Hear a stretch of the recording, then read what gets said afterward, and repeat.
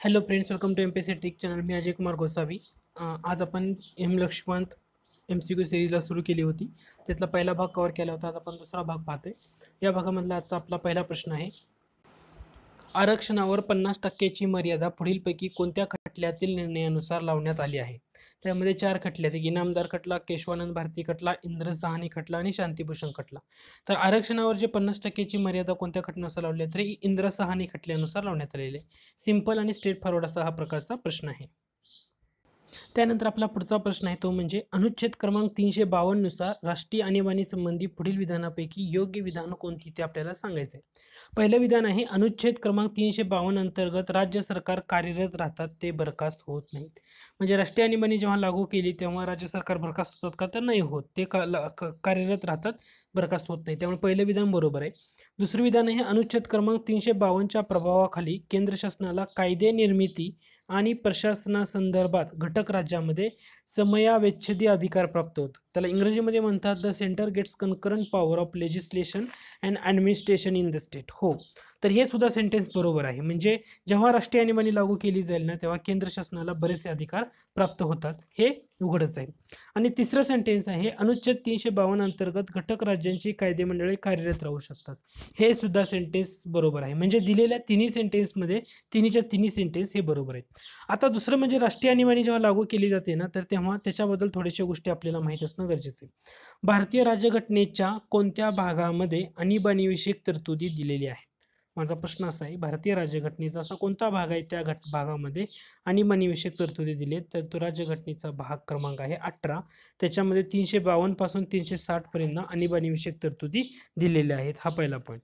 दुसरा म्हणजे राष्ट्रीय आणीबाणी केव्हा घोषणा केली जाऊ शकते? जेव्हा मंत्रिमंडळाकडून लिखित शिफारस जेव्हा येते त्यानंतरच राष्ट्रपती काय करतो? राष्ट्रीय आणीबाणीची घोषणा करू शकतो. त्यानंतर माझा असा एक प्रश्न आहे तुम्हाला, कॅबिनेट हा शब्द राज्यघटनेत कुठे मेन्शन केलेला आहे? किंवा कॅबिनेट बाबतचा संदर्भ राज्यघटनेतल्या कोणत्या कलमामध्ये आहे? तर तो आहे कलम 352 मध्ये. कॅबिनेट म्हणजे कसं व्याख्या केलेली आहे तिथे? एक शॉर्टमध्येच व्याख्या केली आहे. ती म्हणजे कॅबिनेट म्हणजे पंतप्रधान आणि कॅबिनेट दर्जा असलेले मंत्री व त्याचे मंत्रिमंडळ, अशा प्रकारे कॅबिनेटची व्याख्या कलम 352 मध्ये केलेली आहे. तर हा एक पॉईंट आहे की जर तुम्हाला फक्त कॅबिनेट शब्द कुठे येतोय माहीत असणं गरजेचं आहे. आता राष्ट्रीय आणीबाणी घोषणा केली तर किती महिन्याच्या कालावधीमध्ये त्याला संसदेची मान्यता मिळणे गरजेचं असते? तर त्यासाठी कालावधी आहे 1 महिना. राष्ट्रीय आणीबाणी जेव्हा घोषित केली त्यानंतर 1 महिन्याच्या कालावधीमध्ये संसदेचे जे दोन्ही सभागृह आहेत त्या सभागृहांना मान्यता दिली पाहिजे. आता हा जर प्रश्न बघितला तर सुरुवातीला जर आपली राज्यघटना जेव्हा अस्तित्वात आली होती ना, तेव्हा तो कालावधी 2 महिन्याचा होता. परंतु 44वी घटनादुरुस्ती झाली. 44वी घटनादुरुस्ती कधी झाली होती? 1978 साली. आणि या 44व्या घटनादुरुस्तीनं काय केलं, जे आणीबाणीला मंजुरी द्यायची राष्ट्रीय आणीबाणीला, ते 2 महिन्याऐवजी काय केली, 1 महिन्यावर आणून ठेवली होती. हा पॉईंट आहे. मग आता प्रश्न असा आहे, राष्ट्रीय आणीबाणी घोषित केल्यापासून किती महिन्याच्या कालावधीमध्ये संसदेच्या दोन्ही सभागृहांनी मान्यता दिली पाहिजे? 1 महिन्याच्या. त्याच उलट राष्ट्रपती राजवट घोषित केल्यापासून किती महिन्याच्या कालावधीमध्ये संसदेच्या दोन्ही सभागृहांनी मान्यता दिली पाहिजे? तर त्याचं उत्तर आहे 2. म्हणजे राष्ट्रीय आणीबाणी जेव्हा घोषित केल्यानंतर संसदेच्या दोन्ही सभागृहांनी 1 महिन्याच्या आत त्याला मान्यता दिली पाहिजे. आणि जर राष्ट्रपती राजवट म्हणतोय, राष्ट्रपती राजवट जेव्हा घोषित केली जाईल तेव्हा संसदेच्या दोन्ही सभागृहांनी 2 महिन्याच्या आत त्याला मान्यता देणं गरजेचं आहे. आता राष्ट्रीय आणीबाणीचा जर विचार केला, समजा त्याला आपण एकदा मान्यता दिली, संसदेच्या दोन्ही सभागृहांनी त्याला मान्यता दिली, आणि आणीबाणी मग किती महिन्यापर्यंत लागू राहील? 6 महिन्यापर्यंत लागू राहील. आणि दर 6 महिन्यांनी त्याला संसदेच्या मान्यतेनं काय करता येईल? अनिश्चित काळासाठी हळूहळू वाढवता जाते. पण राष्ट्रपती राजवटीला समजा संसदेच्या दोन्ही सभागृहांना मान्यता दिली तर ती कितीपर्यंत वाढवू शकते? तर ती जास्तीत जास्त 3 वर्षापर्यंत राष्ट्रपती राजवट वाढवता येते. हा एक फरक आहे. म्हणजे राष्ट्रीय आणीबाणी अनिश्चित काळापर्यंत वाढवली जाऊ शकते, परंतु राष्ट्रपती राजवट हे जास्तीत जास्त 3 वर्षापर्यंत 3 वर्षापर्यंत वाढवली जाऊ शकते. त्यानंतर दुसरं म्हणजे जेव्हा आणीबाणी घोषित करण्याचा आणि ती चालू ठेवायची असेल तर हा जो ठराव आहे तर संसदेच्या दोन्ही गृहांनी विशेष बहुमताने मंजूर केला. त्यानंतर आणखी एक असा पॉईंट आहे की ज्याच्यामध्ये गफलत होते, ते म्हणजे समजा राष्ट्रीय आणीबाणी लागू आहे आणि त्या कालावधीत आता लोकसभेचा कार्यकाल संपतोय, तर संसदेच्या कायद्यानं लोकसभेचा 5 वर्षाचा कार्यकाल एका वेळी किती वर्षांनी वाढवता येतो? जेव्हा राष्ट्रीय आणीबाणी लागू आहे, सध्या समजा भारतामध्ये राष्ट्रीय आणीबाणी लागू आहे आणि संसदेचा कार्यकाळ सध्या संपत आहे, 5 वर्षाचा कार्यकाळ, तर संसदेच्या कायद्यानं राष्ट्रीय आणीबाणी किती म्हणजे तो लोकसभेचा कार्यकाळ किती वर्षांनी वाढवता येतो, तर 1 वर्षांनी वाढवता येतो, हे लक्षात घ्या. त्याचप्रमाणे जेव्हा राष्ट्रीय आणीबाणी लागू असेल आणि महाराष्ट्रामध्ये राज्य विधानसभेचा कार्यकाळ जर संपत असेल, तर संसदेच्या कायद्यानं सुद्धा राज्य विधानसभेचा कार्यकाल 1 वर्षाने वाढवता येतो. आणि 1 वर्षाने वाढवल्यानंतर असा किती वेळा वाढवता येतो, म्हणजे असं पण नाही की एकदा 1 वर्षाने वाढवला परत वाढवता येत नाही, असा कितीही वेळा तो वाढवता येऊ शकतो. त्यामुळे हे 2 पॉईंट आहेत की जे राष्ट्रीय आणीबाणीच्या संदर्भामध्ये महत्त्वाचे ठरतात. त्यानंतर आपला पुढचा प्रश्न आहे, खालीलपैकी कोणते विधान बरोबर नाही विचारले, म्हणजे चुकीचं कोणतं विधान आहे ते सांगायचं सांगितलं. आता दुसरं विधान पहा, उपराष्ट्रपती पदावरून दूर करण्यासंबंधीच्या ठरावाचा आरंभ केवळ राज्यसभेमध्ये होऊ शकतो. तर हे विधान बरोबर आहे, कारण उपराष्ट्रपती हे राज्यसभेचे प्रसिद्ध अध्यक्ष असतात आणि त्यांच्या पदावरून दूर करण्यासंबंधाचा ठराव हा केवळ आणि केवळ राज्यसभेमध्ये होऊ शकतो. त्यामुळे दुसरं सेंटेन्स बरोबर आहे. तिसरं सेंटेन्स पहा, नवीन अखिल भारतीय सेवांची निर्मिती संबंधी ठरावाचा आरंभ केवळ राज्यसभेमध्ये होऊ शकतो. हो, हे सुद्धा सेंटेन्स बरोबर आहे. राज्यसभेचा हा विशेष अधिकार आहे की राज्यसभेला एखादी नवीन जर अखिल भारतीय सेवा तयार करायची असेल तर त्याच्या संबंधाचा ठराव तो केवळ आणि केवळच राज्यसभेमध्ये मांडला जाऊ शकतो. चौथं सेंटेन्स आहे, राज्यसभा राज्यसूचीतील विषयावर कायदे करण्याचा अधिकार संसदेला म्हणजे लोकसभेला देऊ शकते. हा राज्यसभेला तो पण अधिकार आहे की समजा एखाद्या विषयावर राज्यसूचीतील एखाद्या विषयावर कायदे करायचा असेल तर राज्यसभा काय करू शकते, लोकसभेला या विषयावर कायदा करा म्हणून सांगू शकते. मात्र पहिलं सेंटेन्स जर तुम्ही बघितलं, राष्ट्रीय आणीबाणी समाप्त करण्याचा ठराव केवळ राज्यसभा संमत करू शकते, असं नाहीये. आता राष्ट्रीय आणीबाणी जर लागू करायची असेल की आणि ते समाप्त करायचे आता, तर एक घोषणा करून राष्ट्रपती काय करू शकतात, त्या आणीबाणीची घोषणा रद्द करू शकतात आणि अशा घोषणेला संसदेच्या संमतीची आवश्यकता भासत नाही. आणि त्याचपूर्वी आणखी काय करू शकले जातं, लोकसभा काय करू शकते का, तर हो, लोकसभा काय करू शकते, त्यांच्या एकूण सदस्य संख्या आहेत म्हणजे लोकसभेची जेवढी सदस्य संख्या असेल त्याच्या 1 सदस्यांनी काय करायचं, लोकसभेच्या सभापतीला एक लिखित निवेदन द्यायचं आणि त्याच्यामध्ये असं म्हणायचं की आम्हाला आणीबाणीची घोषणा रद्द करण्याचा ठराव आहे, त्याच्यावर विचारविनिमय व्हावा अशा प्रकारे. आणि अशा प्रकारची विशेष बैठक जी असते सभागृहाची ती 14 दिवसांच्या आत बोलवली पाहिजे. आणि अशा प्रकारची जी तरतूद आहे ना ती राज्यघटने 44व्या घटनादुरुस्तीनुसार टाकण्यात आली. 44वी घटनादुरुस्ती 1978ची. त्यामुळं पहिलं सेंटेन्स हे चुकीचं ठरतं.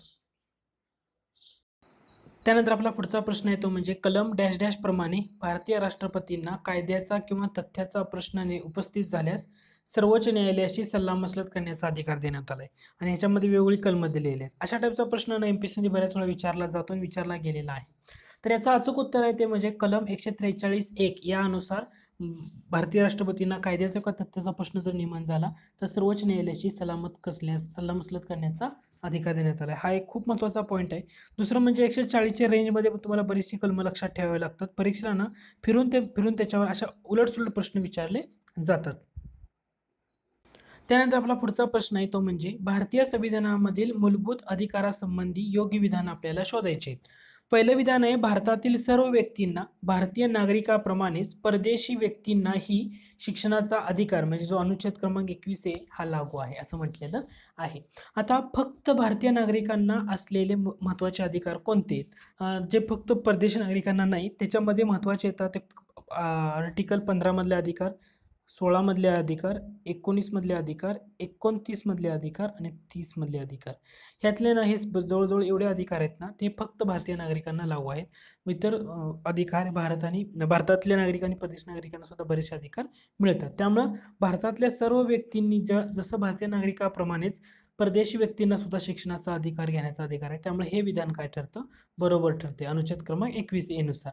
त्याच्यानंतर पुढचा पॉईंट आहे तो म्हणजे अनुच्छेद क्रमांक 20 व 21 मधील मूलभूत अधिकार हे राज्यांनी विशिष्ट प्रकारची कृती करू नये अशी ताकीद आहे. त्यामुळे या अधिकाराचा स्वरूप नकारात्मक आहे. त्याअगोदर तुम्हाला कलम 20 मध्ये कोणत्या अधिकार आहेत आणि कलम 21 मध्ये कोणते अधिकार आहे समजलं पाहिजे. कलम 20 मध्ये येतात ते म्हणजे गुन्ह्याबद्दल दोषी ठरवण्यासंदर्भातले संरक्षण असतं. त्याच्यामध्ये नो एक्स फॅक्टो लॉ किंवा नो डबल जेपर्डी किंवा नो सेल्फ इन्क्रिमिनेशन म्हणजे स्वतःविरुद्ध साक्ष देण्यास सक्ती केली जाणार नाही. एकाच गुन्ह्यासाठी एकापेक्षा जास्त वेळी आरोपी केले जाणार नाही किंवा एकापेक्षा अधिक वेळा शिक्षा सुद्धा दिली जाणार नाही अशा प्रकारे. तर हा एक पॉईंट 20व्या आर्टिकलमध्ये येतो. 21व्या आर्टिकलमध्ये येतं ते म्हणजे जीवित व व्यक्तिगत स्वातंत्र्याचं संरक्षण. त्याच्यामध्ये गोपालन खटला फेमस आहे, बरेच असे खटले आहेत ते आपण जसा प्रश्न येईल तसा ते अभ्यासूया. आता काय म्हटलंय की अनुच्छेद क्रमांक 20 आणि 21 मधील जे मूलभूत अधिकार आहेत ना, हे राज्यांनी विशिष्ट प्रकारची कृती करू नये अशी ताकीद आहे. तर हो, अशा प्रकारे कृती करू नये अशा प्रकारचीच हे ताकीद आहे. त्यामुळे या अधिकाराचं स्वरूप कसं आहे तर नकारात्मक आहे. त्यामुळे हे सुद्धा विधान काय ठरतं, बरोबर ठरते. त्यामुळे दोन्ही विधानं काय आहेत, बरोबर आहेत. त्यानंतर पुढचा प्रश्न आहे, लोकसभेच्या कामकाजाच्या नियमामध्ये डॅश डॅश ठरावासंबंधी विशिष्ट तरतुदींचा उल्लेख नाही. म्हणजे लोकसभेच्या कामकाजाचे जे विशेष नियम आहेत तर त्याच्यामध्ये कोणत्या ठरावासंबंधी विशिष्ट तरतुदींचा उल्लेख नाही. तर हा एक फक्त तुम्हाला माहीत असावं म्हणून गरजेचं आहे. याच्यावर प्रश्न विचारला जातो. मेन्स जे परीक्षा असतात ना त्यामध्ये अशा प्रकारे प्रश्न विचारले जातात. त्यामुळं याचं उत्तर जे आहे ते विश्वासदर्शक ठराव. विश्वासदर्शक ठरावाच्या संदर्भामध्ये कोणत्याही विशिष्ट तरतुदीचा उल्लेख लोकसभेच्या नियमामध्ये केलेला नाहीये. बाकीचा केलेला आहे, परंतु विश्वासदर्शक ठरावाबाबत काहीही नाही. त्यानंतर पुढचा प्रश्न आहे, बेरोजगारी, वार्धक्य, आजारपण आणि अपंगत्व आणि इतर डॅश डॅश बाबतीत सरकारने सार्वजनिक मदतीचा हक्क द्यावा असे राज्याच्या धोरणाच्या मार्गदर्शक तत्वामध्ये सुचवलेलं आहे. इच्छांच्या म्हणजे डिझायर्स म्हणतो, अवांछित परिस्थितीच्या किंवा आकस्मिक आपत्तीच्या म्हणजे अनडिझर्व वॉन्ट, जमातवादी दंग्याच्या का जखमी सैनिकांच्या. तर आता याचं उत्तर आहे ना, फक्त प्रश्नानुसार उत्तर येते ते म्हणजे पर्याय क्रमांक 2, अवांछित परिस्थितीच्या म्हणजे आकस्मिक आपत्ती किंवा इंग्रजीमध्ये त्याला आपण अनडिझर्व्ड वॉन्ट असं म्हणतो. म्हणजे बेरोजगारी, वार्धक्य, आजारपण, अपंगत्व आणि आकस्मिक आपत्ती किंवा अवांछित परिस्थिती किंवा अनडिझर्व्ड वॉन्ट यांच्या बाबतीत सरकारने सार्वजनिक मदतीचा हक्क द्यावा असं राज्याच्या मार्गदर्शक धोरणाचे जे तत्व आहे त्याच्यामध्ये सुचवलेलं आहे. हेही लक्षात ठेवा, कारण आकस्मिक आपत्ती बऱ्याच गोष्टीमध्ये येते, सध्या चालू आहे त्याच्या रिलेटेड बऱ्याच गोष्टी. त्याच्यामुळं हा पॉईंट खूप महत्त्वाचा आहे. करंट रिलेटेड सुद्धा असा प्रश्न विचारला जाऊ शकतो. त्यानंतर पुढचा एक महत्त्वाचा खटला आहे की जो मागच्या एका वर्षामध्ये ना खूप चर्चेत आलेला होता. ते म्हणजे नवतेसिंह जोहर आणि इतर विरुद्ध भारत सरकार या खटल्यामध्ये सर्वोच्च न्यायालयाने एक महत्त्वपूर्ण निकाल दिलाय. तर तो निकाल कशाच्या संबंधित आहे? शबरीमाला मंदिर प्रवेश, आधार पॅन कार्डशी जोडण्याचा उपक्रम, समलैंगिकता किंवा अनुसूचित जाती जमात यांना पदोन्नतीमध्ये आरक्षण देणं, ते सगळेच मुद्दे चर्चेत आहे. परंतु नवतेसिंह जोहर आणि इतर विरुद्ध भारत सरकार हा जो खटला आहे ना तर तो समलैंगिकता याच्या संदर्भातला आहे आणि हा पॉईंट सुद्धा अलीकडच्या 1-2 वर्षामध्ये बराच चर्चेत राहिलेला आहे. त्यामुळे हे एवढं लक्षात ठेवा की कोणता खटला कशाच्या संदर्भामध्ये आहे. तर नवतेसिंह जोहर विरुद्ध भारत सरकार हा खटल्यामध्ये समलैंगिकतेच्या संदर्भामध्ये सर्वोच्च न्यायालयाने एक महत्त्वाचा निकाल दिलेला होता. त्यामुळं हा पॉईंट खूप महत्त्वाचा आहे. त्यानंतर पुढचा प्रश्न आहे, भारतीय राज्यघटनेचे कोणते कलम भारतीय सर्वोच्च न्यायालयाच्या अतिरिक्त अधिकारांची घोषणा करते? म्हणजे राज्यघटनेमधलं कोणतं असं कलम आहे जे अतिरिक्त अधिकारांची घोषणा करतं? हा सुद्धा प्रश्न स्ट्रेट फॉरवर्ड आहे. उत्तर जर तुम्ही लॉजिक जर लावलं तर आता 160, 40, 170, 180. आता आपल्याला एवढे याच्या सर्वोच्च न्यायालयाचा किंवा राष्ट्रपतीच्या अधिकाराबाबत एक महत्त्वाची गोष्ट माहिती असते. कलम 143 मध्ये काय असतं तर सर्वोच्च न्यायालयाचा सल्ला घेण्याचा अधिकार राष्ट्रपतीने. तर त्याच्या रिलेटेड जर तुम्ही असा विचार केला सर्वोच्च न्यायालयाच्या अतिरिक्त अधिकारमध्ये तर 143च्या जवळचं म्हणजे 140 असं लॉजिकली तुम्ही उत्तर देऊ शकता आणि ॲक्च्युली उत्तर तेच आहे. 140व्या कलमामध्ये काय सांगितले की सर्वोच्च न्यायालयाचे जे सहाय्यभूत अधिकार म्हणजे सर्वोच्च न्यायालयाच्या अतिरिक्त अधिकारांच्या बाबतीतलं ते महत्त्वाचं कलम आहे. 140 मध्ये 141 मध्ये काय म्हटलेलं होतं तर जे सर्वोच्च न्यायालयाने समजा एखादा कायदा घोषित केला तर तो सर्व न्यायालयावर बंधनकारक असणार आहे. 141 कलमामध्ये काय सांगितलंय, सर्वोच्च न्यायालयाने एखादा घोषित केलेला कायदा सर्व न्यायालयावर बंधनकारक असतो असं सांगितलेलं आहे. त्यामुळे हे लक्षात ठेवा. तर परीक्षेला कसं सोडवायचं ते तुम्हाला समजतं. तर 140 म्हणजे काय सांगितलं की सर्वोच्च न्यायालयाच्या अतिरिक्त अधिकारांची घोषणा केलेली आहे. मग आता प्रश्न राहिला 160 कलमामध्ये काय आहे? 160 कलमामध्ये ना विवक्षित किंवा आकस्मिक प्रसंगी ना राज्यपालांची कार्य काय आहेत हे 160 मध्ये सांगितलेलं आहे. आकस्मिक कार्यामध्ये राज्यपालांची कार्य काय आहेत? कलम 170 एकदम सिंपल आहे, विधानसभेची रचना. याच्याबाबत कलम 170 मध्ये सांगितले. कलम 170 मध्ये काय सांगितलं तर विधानसभेची जी रचना आहे, विधान परिषदेची रचना 171 मध्ये सांगितलेलं आहे.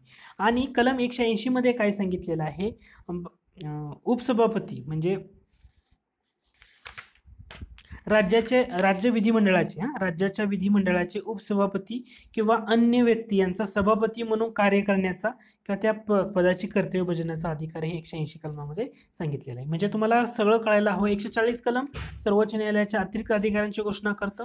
160 कलमामध्ये सांगितलं आहे की विवक्षित प्रसंगी किंवा आकस्मिक प्रसंगी राज्यपालांची कोणती कार्य असली पाहिजेत. 170 मध्ये विधानसभेची रचनेबद्दल सांगितलं आहे आणि कलम 180 मध्ये काय सांगितलंय, उपसभापती जे विधिमंडळाचे उपसभापती असतात ना, तर त्यांना सभापती म्हणून कार्य करण्याचा आणि कर्तव्य बजावताना कोणते अधिकार असतील ते सांगितलेलं आहे. त्यानंतर पुढचा प्रश्न आहे, भारताच्या महान्यायवादी यांना पुढीलपैकी कोणकोणत्या कामकाजामध्ये सहभागी होण्याचा किंवा बोलण्याचा अधिकार आहे. लोकसभा, राज्यसभा, संसदेची संयुक्त बैठक किंवा संसदेची कोणतीही समिती, जरी तो समितीचा सदस्य नसला तरीही. तर याचं उत्तर आहे लोकसभेमध्ये सुद्धा बोलू शकतात तो भारताचे महान्यायवादी, राज्यसभेमध्ये पण बोलू शकतात, जेव्हा संसदेची संयुक्त बैठक असेल त्यामध्ये बोलू शकतात. आणि चौथं विधान हे चुकीचं ठरते. का? तर संसदेची कोणतीही समिती जरी तो त्या समितीचा सदस्य नसला असं नाही, सदस्य ज्या समितीचा जो सदस्य असेल महान्यायवादी त्या समितीमध्ये तो बोलू शकतो. दुसरं म्हणजे भारतीय राज्यघटनेच्या कोणत्या कलमानुसार महान्यायवादी म्हणजे अटॉर्नी जनरल ऑफ इंडिया याची तरतूद केली, कलम 76 मध्ये केलेली आहे आणि तो भारताचा सर्वोच्च कायदा अधिकारी असतो. आता महान्यायवादीची नियुक्ती कोण करतात, तर राष्ट्रपती करतात. त्यांची पात्रता काय आहे, तर सर्वोच्च न्यायालयाच्या न्यायाधीशपदी नियुक्त होण्यासाठीची जी अर्हता असली पाहिजे तीच अर्हता त्यांच्यापाशी असली पाहिजे. बऱ्याच गोष्टी आहेत त्याच्यामध्ये तुम्हाला लक्षात ठेवायला. आणखी अट काय माहिती आहे का, तर त्यांनी उच्च न्यायालयाचा न्यायाधीश म्हणून 5 वर्ष काम केलं पाहिजे किंवा कोणतंही उच्च न्यायालय असेल तर त्याच्यामध्ये 10 वर्ष वकिली केलेली असायला हवी. दुसरं म्हणजे महान्यायवादी यांना वेतन कोण देतं, संसद देते, राज्यघटनेमध्ये ठरवलंय, कोण देतं, तर महान्यायवाद्यांचं जे वेतन आहे ना तर ते घटनेनं ठरवलेलं नाही, ते वेतन देतं कोण त्यांना, राष्ट्रपती. ओके, तर हे राष्ट्रपती ठरवतील त्याप्रमाणे त्यांना ते वेतन मिळतं. आपलाचा पुढचा प्रश्न आहे तो म्हणजे राज्य धोरणाच्या मार्गदर्शक तत्वाबाबत पुढीलपैकी कोणती विधानं बरोबर आहेत ते आपल्याला ओळखायचे. एकूण 4 विधानं दिलीत ते ओळख. पहिले विधान आहे, ही तत्वे राज्यघटनेच्या भाग 5 मध्ये देण्यात आले, तर तसं नाहीये. मार्गदर्शक तत्व हे राज्यघटनेच्या भाग 4 मध्ये, त्यामुळे पहिले विधान चुकीचं ठरतं. भाग 4 मध्ये कलम कोणत्यामध्ये दिलेत, कलम 36 ते म्हणजे आर्टिकल 36 ते आर्टिकल 51 मध्ये ही राजधोरणाची मार्गदर्शक तत्वे दिलेली आहेत. आता घटनाकारांनी ही मार्गदर्शक तत्वे कोणत्या घटनेवरून घेण्यात आलेत किंवा कोणत्या देशांच्या घटनेवरून घेण्यात आलेत, तर आयर्लंडच्या घटनेवरून घेण्यात आलेत. आणि आयर्लंडने कोणाच्या घटनेवरून घेतले होते, तर ते स्पेनच्या राज्यघटनेमधून घेतलेली होती. त्यामुळे पहिलं विधान चुकीचं ठरतं. दुसरं विधान पहा, ही तत्वे म्हणजे भारतीय राज्यघटनेचे नाविन्यपूर्ण वैशिष्ट्य आहे असं वर्णन डॉक्टर बाबासाहेब आंबेडकरांनी केलंय. तर हो, हे विधान बरोबर आहे. डॉक्टर बाबासाहेब आंबेडकरांनी असं म्हटलंय की हे भारतीय राज्यघटनेचं नाविन्यपूर्ण वैशिष्ट्य आहे. तिसरं विधान पाहूया. तिसरं विधानामध्ये काय सांगितलंय की राज्यघटनेनुसार त्यांचे 4 भागामध्ये वर्गीकरण केले, ते चुकीचं आहे. राज्यघटनेनुसार त्यांचं 3 भागामध्ये वर्गीकरण केलंय. एक म्हणजे सामाजिक तत्वे, दुसरं म्हणजे गांधीवादी तत्वे आणि तिसरं असतं ते उदारमतवादी किंवा बुद्धिवादी तत्वे. गांधीवादी तत्व म्हणजे कुठलं, राज्यघटनेतलं कलम 40, कलम 43 कुटीरोद्योगाला चालना देणं वगैरे वगैरे, हे सर्व त्याच्यामध्ये कव्हर केलं होतं. आणि चौथं विधान सुद्धा चुकीचं आहे. 1919चा भारत सरकार कायद्यामधील सूचक पत्रकाशी त्याचं साम्य असं काहीही नाहीये. त्याच्यामुळं या प्रश्नाचं जे अचूक उत्तर येतं ते म्हणजे पर्याय क्रमांक 2, ते म्हणजे राज्यधोरणाची मार्गदर्शक तत्व हे भारतीय राज्यघटनेचं नाविन्यपूर्ण वैशिष्ट्य आहे असं डॉक्टर बाबासाहेब आंबेडकरांनी म्हटलं होतं. राज्यघटनेच्या भाग 4 मधील कलम 36 ते कलम 51 यामध्ये ही तत्वे देण्यात आलीत आणि ही तत्वे आयर्लंडच्या राज्यघटनेवर घेण्यात आलेली होती. त्यानंतर पुढचा जो प्रश्न आहे, तर तुम्हाला फक्त ह्या प्रश्नामधून काय टेस्ट करायचं आहे की राज्यघटनेचं कलम 358 आणि 359 हे तुम्हाला व्यवस्थितरित्या माहीत आहे का नाही याच्यावर आधारित असलेला हा प्रश्न आहे. तो प्रश्न अगोदर पाहूया. तो म्हणजे मूलभूत अधिकाराविषयीचे अयोग्य विधाने पुढील विधानामधून ओळखायचे. 4 विधान आहेत, त्यामधली 2 विधानं ही अयोग्य आहेत, 2 ही बरोबर आहेत, तर ते तुम्हाला ओळखायचे. पहिलं विधान पहा, भारतीय संविधानात मूलभूत अधिकार निलंबित होणाऱ्या तरतुदी देण्यात आल्या आहेत. तर हो, त्याच्या प्रकारच्या तरतुदी देण्यात आलेल्या आहेत, त्यामुळे पहिलं विधान बरोबर आहे. त्यानंतर तिसरं विधान पहा, अमेरिकेच्या संविधानामध्ये हे मूलभूत अधिकार निलंबित करण्यासंबंधीच्या तरतुदी नाहीत. तर हे सुद्धा विधान बरोबर आहे. विधान क्रमांक 2 आणि विधान क्रमांक 4 हे चुकीचं आहे. का?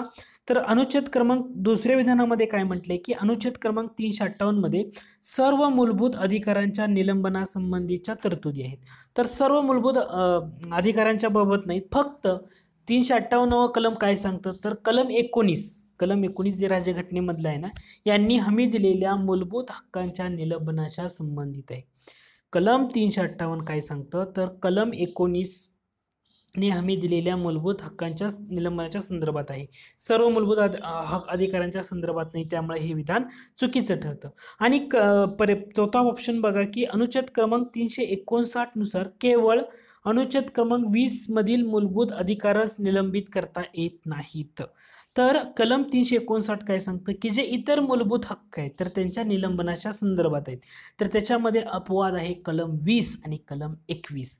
म्हणजे आर्टिकल 20 आणि आर्टिकल 21 ने हमी दिलेले हक्क सोडून इतर सर्व मूलभूत अधिकारांच्या हक्कांच्या निलंबनाच्या संदर्भामध्ये आर्टिकल 359 येतं. त्यामुळे हे दोन्ही पॉईंट तुम्हाला कळायला हवं. परत एकदा आय विल रिपीट. कलम 300 किंवा आर्टिकल 358 मध्ये काय सांगितले, तर हे कलम 19 ने हमी दिलेल्या मूलभूत हक्काच्या निलंबनाच्या संदर्भात आहे. आणि कलम 359 कशाच्या संदर्भात आहेत, तर इतर मूलभूत हक्कांच्या निलंबनाच्या संदर्भात आहेत. परंतु त्याला अपवाद काय आहे, तो म्हणजे आर्टिकल 20 आणि आर्टिकल 21 ने हमी दिलेले हक्क सोडून. एवढं जर तुम्हाला समजलं तर तुम्हाला तो प्रश्न कसाही दिला तर तुम्हाला तो टॅकल करता येतो. तर हे खूप महत्त्वाचा पॉईंट आहे, परीक्षेमध्ये ना याच्यावर विचारला जातो. दुसरं म्हणजे कलम 358 आणि 59 मधला फरक जर तुम्हाला अजून पाहायचा असेल तर कलम 358 नुसार आणीबाणी घोषित झाल्यावर कलम 19 मधील मूलभूत हक्क आपोआप निलंबित होतात. परंतु कलम 359 मधील तरतुदीनुसार मूलभूत हक्के आपोआप निलंबित होत नाहीत. तर मूलभूत हक्कांची निलंबन करण्याचा अधिकार हा राष्ट्रपतींना मिळालेला असतो. तर हे 358 आणि 359 काय हे डिटेलमध्ये वाचणं गरजेचं आहे. कारण राष्ट्रीय आणीबाणी राष्ट्रपती राजवट, आता महाराष्ट्रामध्ये राष्ट्रपती राजवट लागू होती त्यामुळे आणीबाणीच्या तरतुदी याच्या अनुषंगाने हा पॉईंट खूप महत्त्वाचा ठरतोय. तर मी या लेसनमध्ये काय केले, एवढेच प्रश्न कव्हर करतोय. आय होप हे लेसन तुम्हाला आवडलं असेल तर जरूर लाईक करा. तुम्ही अजूनही माझ्या चॅनलला सबस्क्राईब केलं असेल तर नक्की सबस्क्राईब करा. लेसन आवडलं तर तुमच्या मित्रांना नक्की शेअर करा. धन्यवाद.